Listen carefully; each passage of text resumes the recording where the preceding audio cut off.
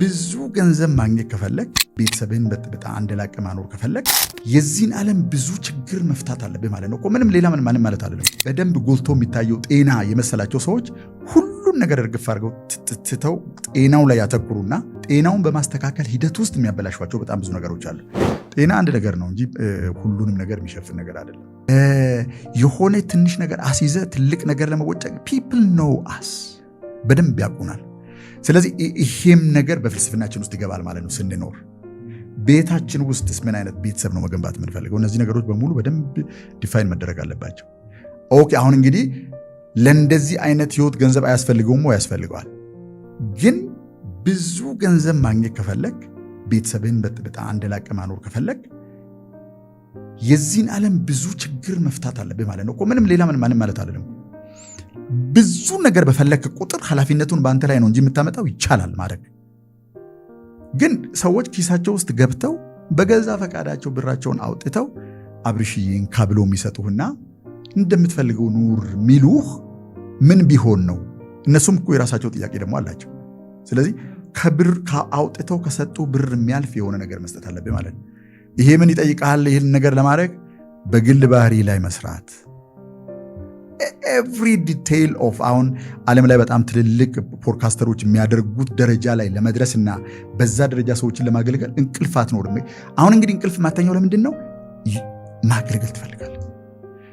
ከሰዎች ህይወት ውስጥ ተጨምቆ የሚወጣውን ነገር የሚያገኙ ሰዎች የምር ከዛን ቀን ጀምሮ በህይወታቸው ላይ ውሳኔ አድርገው መንገድ እንዲለውጡ ልታደርጋቸው ነው የፈለግከው።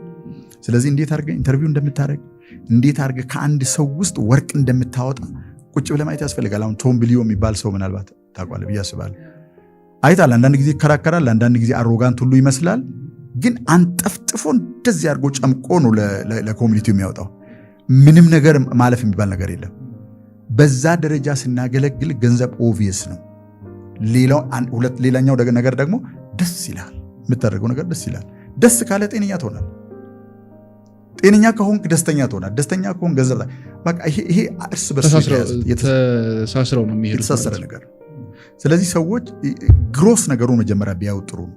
የሆነ ጤና ማስተካከል፣ የሆነ ገንዘብ ማግኘት ምናምን ሳይሆን በመጀመሪያ ምንም አይነት ኃይል ሳናባክን ጊዜ ሳንፈጅ ምን አይነት ህይወት ነው መኖር የምንፈልገው የሚለውን ነገር ቁጭ ብሎ ሰዎች ከራሳቸው ጋር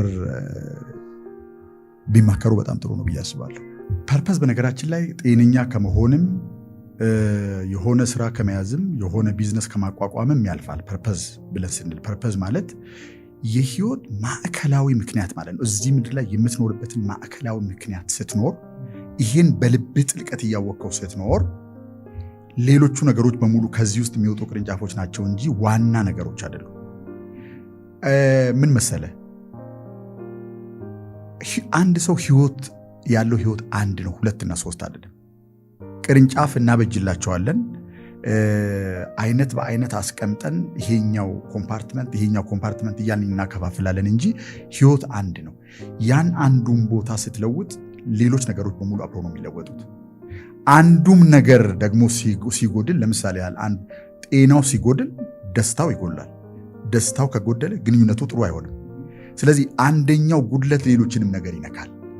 ግን በደንብ ጎልቶ የሚታየው ጤና የመሰላቸው ሰዎች ሁሉን ነገር እርግፍ አድርገው ትተው ጤናው ላይ ያተኩሩና ጤናውን በማስተካከል ሂደት ውስጥ የሚያበላሿቸው በጣም ብዙ ነገሮች አሉ። እሱን ሳይጨርሱት ጤናውንም ወደኋላ የሚጎትት በሌላም በኩል ደግሞ ሌሎች ነገሮችን የሚያበላሽ ነገር ደግሞ ጎላ ይፈጥራሉ። በተለይ በገንዘብ ላይ ይሄ በጣም ግልጽ ተደርጎ ይታያል። ጠቅላላ ነገራቸውን ከፍለው ገንዘብ ሁሉን ነገር እንደሚገዛ በማሰብ ህይወታቸውን ኢንቨስት ያደርጋሉ። ሰዎች እምነት ያጎላሉ፣ ቤተሰባቸውን ይበትናሉ። ስለምንም ኬር ሳያደርጉ ገንዘብ የሚባለውን ነገር አሳደው ያሳቁታል። አካውንታቸው ውስጥ ብዙ ገንዘብ አለ። ከውጭ ስታያቸው የሚያስደምሙ ቤቶች ውስጥ ይኖራሉ። የሚገራርሙ ቬሂክሎች አሏቸው፣ መኪኖች አሏቸው። ብቻ ግን ብዙ አሻንጉሊት በህይወታቸው ውስጥ አለ። ቀርበ በትክክል የሚኖሩትን ህይወት ስታይ ለማስመሰል የሚፈልጉትን ሳይሆን የምሩን መሬት ላይ የሚኖሩትን ህይወት ስታይ ከዛ ጋር የተለያየ ነው። ለምሳሌ ህይወት ፐርፐዙ ነው መጀመሪያ መምጣት ያለበት እንጂ የሆነ ነገር ሳገኝ ይሄን ሞላበታለሁ፣ የሆነ ነገር ሳገኝ ይሄን ሞላበታለሁ በሚሉ ነገሮች መበታተን ከጀመር ፐርፐዝ የሚባለው ነገር ሙሉ በሙሉ ይጠፋል። ለምሳሌ ቢዝነስ አቋቁማለሁ አለ አንድ ሰው። በጣም ፊት ለፊት ላይ ያለው ምክንያቱ ገንዘብ ያስገኘዋል፣ ቤተሰብ ያስተዳድርበታል፣ የሚፈልገው ነገር ያደርጋል። ይሄ በቃ ግልጽ ስለሆነ ጥያቄ አይጠይቅም በዚህ ላይ። ከዚህ ውጭስ ሌላ ምክንያት አለው ቢዝነሱን ያቋቋመው? ካሉ 9 ሚሊዮን 10 ሚሊዮን አማራጮች ውስጥ ለምን ያን ቢዝነስ አቋቋሙ? what's the purpose? የሚኖረውን ላይፍ ስታይል ለምንድን ነው የመረጠው? አሁን የሚኖረውን የህይወት መንገድ፣ አዋዋሉን፣ አስተዳደሩን፣ ጓደኞቹን፣ የሚኖርበትን የሚውልበትን ሰፈር ለምንድን ነው የመረጠው? ፐርፐዝ ማለት ለነዚህ ነገሮች በሙሉ ቅርጽ የሚሰጥ ነገር ማለት ነው። አንድ በአንድ እየገነጠለን ህይወትን ማየት ከጀመርን ግን ይበታተኑና የትኛውን እንደምንይዝ ግራ ነው የሚገባል። ከዛም በላይ ደግሞ በሌላ በኩል ምን አይነት ነገር አለ መሰለ፣ ሰዎች በህይወታቸው ውስጥ ችግር ከመጣ በኋላ ፊክስ ወደ ማድረግ ከሄዱ የተበላሸን ነገር ፊክስ ለማድረግ ስለሆነ የሚሰሩት እኩል ሆኖ ነው የሚጀምሩት ከዛ ጋር። ምን ማለት ነው? አካውንት ውስጥ ያለውን ገቢ መጨመር ላይ ትኩረት አድርገህ ከሰራህ አካውንት ውስጥ ያለው ገንዘብ ቁጥሩ ሪል ነው አይደል? እሱን ታውቀዋለህ። ግን የማታውቀው ሌላ ቁጥር መጨመር ነው የፈለግከው። ሪሉ ከሪሉ ላይ አልነቀል ይላል አእምሮ። ስለዚህ ያንን ምናብ ውስጥ ያለውን ዓለም መፍጠር እጅግ በጣም አስቸጋሪ ነው። ጤናም እንደዚሁ ነው፣ ግንኙነትም እንደዚሁ ነው። እነዚህን ነገሮች በሙሉ ለጊዜው ለቀቅ አድርገን ወደ ውስጥ ተመልሰን ጠቅላላ ነገራችንን ምሉእ በሆነ መንገድ የሚያሟላንን ነገር ስናስብ እነዚህ ነገሮች በየመንገዳቸው እየተስተካከሉ ይሄዳሉ። አንድ በአንድ አታክ ማድረግ አያስፈልግም። በነገራችን ላይ የህይወት ግቦችን አንተ በውስጥ በኩል ደህና ስትሆን ጤንነት ደህና ይሆናል፣ ገቢ ይጨምራል፣ ከሰው ጋር ያለ ግንኙነት ይጨምራል። አክቹዋሊ ከሰው ጋር ያለህን ግንኙነት ብቻ ብታስተካክል ከገቢ ጋር ያለ ግንኙነት ከገንዘብ ጋር ያለ ግንኙነት በአብዛኛው ይስተካከላል ደፍኒትሊ። ምክንያቱም ዝም ብለህ ስትመለከት ቢዝነስ ኢዝ አባውት ሪሌሽንሺፕ፣ በተለይ አሁን በኦንላይን ዓለም ማለት ነው። ስለዚህ እንዴት አድርገህ የሰውን ልጅ ማኔጅ ማድረግ እንደምችል ካወቅ፣ እንዴት አድርገህ የሌሎችን ሰዎች ጥቅም ማስቀደም እንደምችል ካወቅ፣ ለኢምፓክት ከሰራህ እነዚህ ነገሮች በሙሉ በጣም ሲምፕል ነው የሚሆኑት። ግን ጤንነት ብቻ ኦኬ፣ ጤነኛ ብትሆንስ ምንድን ነው የምታደርገው ብትለው፣ አሁን ያን ሰው እሱን ተውና ባክን ጤና ነው የሚለው። ዋናው ጤና ይባላል። ዋናው ጤና ይባላል። ጤና አንድ ነገር ነው እንጂ ሁሉንም ነገር የሚሸፍን ነገር አይደለም።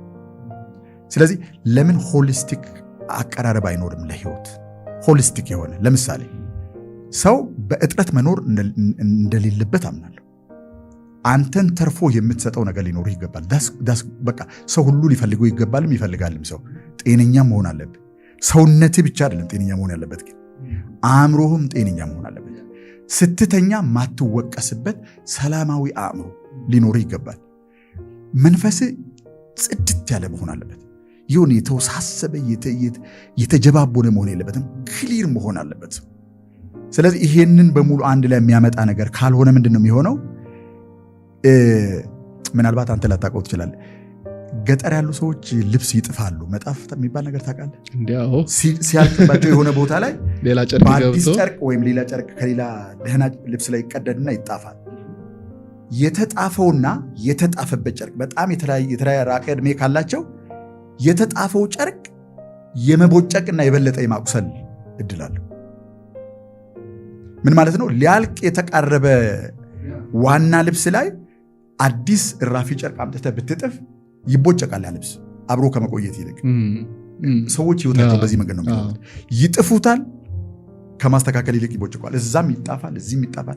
ለምን ሆሊስቲክ በሆነ መንገድ አንኖርም? ገንዘብ አገኘው፣ ገንዘብ ያስፈልጋል ደፍኒት። ግን ገንዘቡን ስታገኝ በሂደቱ ጤናህን የምታጣ ከሆነ፣ ቤተሰብ የሚበተን ከሆነ፣ ግንኙነቶች የሚበለሻሹ ከሆነ፣ እምነት የምታጎል ከሆነ ገንዘቡን አገኘው አሳካሁ፣ ግን 90% ነገር ደግሞ አታል በእግረ መንገድ። እነዚህን ነገሮች ደግሞ በገንዘብ ልገዛቸው አችልም። ስለዚህ ሁሉም አንድ ላይ ለምን አይሆንም? ገንዘብ ይቅር እያልኩ አይደለም፣ አንድ ላይ ለምን አይሆንም? ሰው በዚህ መንገድ ነው መኖር ያለባቸው ብዬ ነው ማስበው።